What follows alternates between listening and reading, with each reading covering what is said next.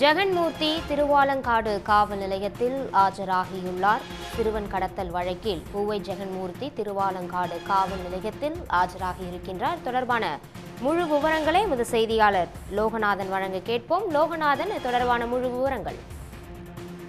காதல் திருமண விவகாரத்தில் பூவை ஜெகன்மூர்த்தியானது தற்போது அவர் திருவல்லாங்காடு காவல் நிலையத்தில் இந்த வழக்கில் விசாரணைக்காக ஆஜராகி இருக்கின்றார்.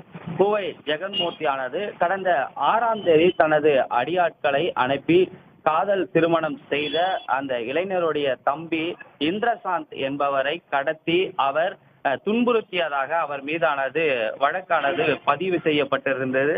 அதில்லாமல் அவருடைய கூட்டாளிகளான வழக்கறிஞர் சரத்குமார் மற்றும் மகேஸ்வரி இருவர் காவல் நிலையத்தில் விசாரணை மேற்கொண்டதில் இந்த சிறுவன் கடத்தலுக்கு உடந்தையாக ஜெகன்மூர்த்தி மூளையாக செயல்பட்டதாகவும் அவர்கள் விசாரணையானது தெரிவித்திருந்தனர்.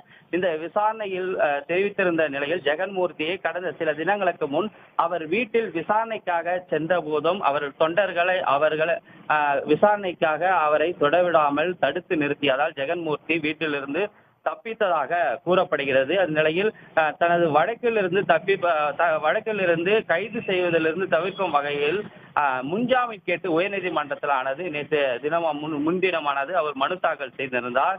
அந்த மனு தாக்கல் செய்த தொடர்ந்து நேற்றைய தினம் ஜெகன்மூர்த்தி மற்றும் ஏடிஜிபி ஜெயராமன் இருவரும் நேரில் ஆஜராக வேண்டுமென நீதிபதி வேல்முருகனானது உத்தரவானது பிறப்பித்திருந்தார். அந்த உத்தரவின் அடிப்படையில் நேற்றைய தினம் ஜெகன்மூர்த்தியானது உயர்நீதிமன்றத்தில் ஆஜராகியிருந்தார்.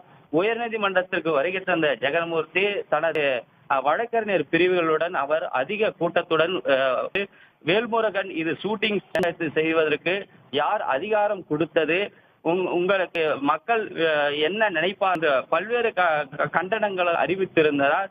அது மட்டுமின்றி கைது செய்து சிறையில் அடைக்க என்னால் முறையாக காவல் நிலையத்தில் விசாரணையான கண்டனங்களை வேல்முருகன் வழக்கறிஞர்கள் ஒருவரிடம் ஆஜராகி விசாரணையானது தொடங்கி இருக்கின்ற நேற்றைய தினம் ஏற்கனவே ஏடிஜிபி ஏடிஎஸ்பி டிஎஸ்பி அவர் தற்போது திருத்தணி டிஎஸ்பி அலுவலகத்திலும் மேற்கொண்டு வருகின்ற இந்நிலையில் தற்போதையின் தலைவர் ஜெகன்மூர்த்தியும் தனது இன்று திருவல்லாங்காடு காவல் நிலையத்தின் அடிப்படையில் இன்று வந்திருக்கின்றார்.